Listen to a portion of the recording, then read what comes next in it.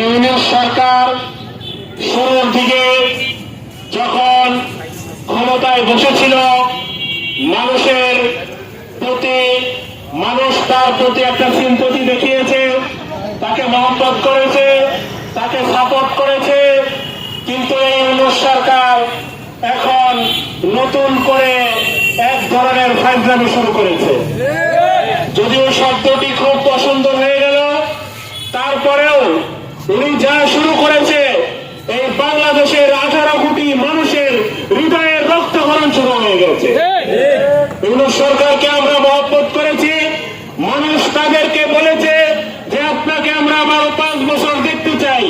কিন্তু ওনার কাণ্ডকর্মে, ওনার কার্যকলাপে এখন মনে হয় মানুষ এই কথা বলতে রাজি নাই যে আপনাকে আমরা 5 দিন ক্ষমতায় দেখতে চাই।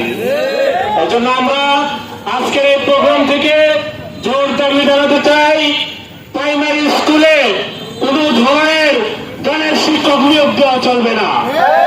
প্রাইমারি স্কুলে অবশ্যই ধর্মীয় শিক্ষক নিয়োগ দিতে হবে। এইটা আমাদের সাধারণ কথা।